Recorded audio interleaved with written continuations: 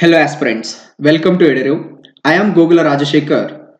I have given 2 IAS interviews, 4 mains. I'm an engineer from IIT Bhubaneswar and patent holder in artificial intelligence.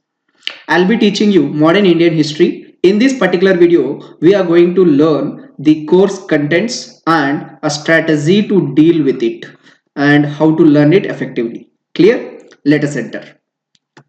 I literally believe in this quotation. So why do we need a strategy?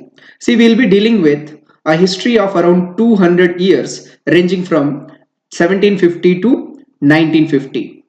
Clear? And for this, we must have a plan.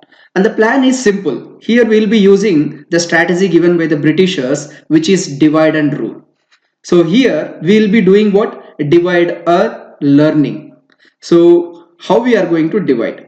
See, in the first video, I have already shown you that the syllabus of UPSC is broadly divided into 3 sections. First is events from middle of 18th century, that is from 1750 onwards to till present, right? Here, different issues, personalities and events. Clear? Issues, personalities and events.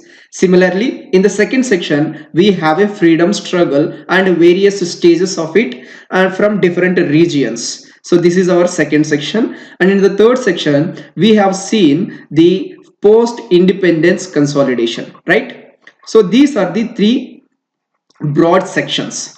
Now, what we are going to do? See, these broad sections, we will be dividing into phases to understand the history with a logic and in a sequential manner. This is what we are going to do it. Clear? So let us begin. First, the broad contents of it. See, we have to cover from 1750 to 1950 in a logical manner all the major events, important issues and personalities. So first and foremost, we will begin with the advent of Europeans into India and the emergence of British, that is East India Company. After that, the ruling of East India Company started and how it has been established.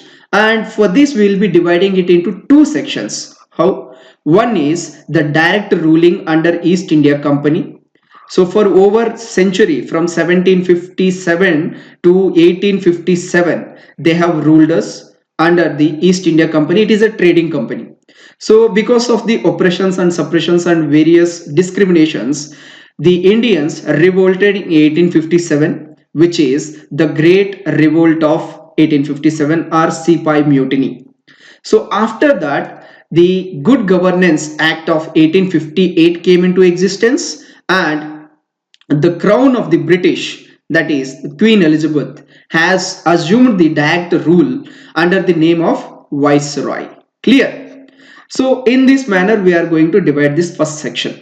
Now, this phase, we are going to subdivide it into further sections in the coming slides. Clear? So here we will be dividing into 2 broad based rulings. One is in the ruling of the East India Company and the British Crown rule. In between, there is a significant event which is bridging between these 2, which is 1857 revolt. Clear? Let us move to the next slide. In the second section, see, this is a period which is under the Crown rule. Please remember it, right? Under Crown rule from 1858 onwards till independence. So what are the major events that have happened and what are the persons who are important and the issues and regional variations. Clear? So here the major event is establishment of INC, Indian National Congress. So under the umbrella of INC, various sections of Indian people, proletariats, peasants and different sections, they have come together to fight against the British for independence. So this we are going to further divide it into different phases. The first phase is going to be moderate phase.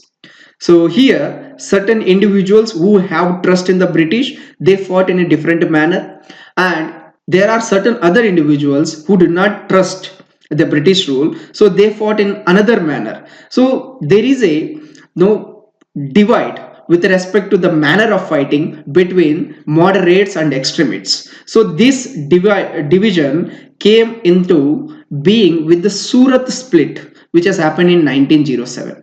So in the second phase, what we are going to learn, the establishment of INC and the fight put up by the moderates and extremists and the difference between them, and what has happened in 1907, that is the split which has divided the INC, Indian National Congress, into extremists and moderates. Clear? So this is the second phase.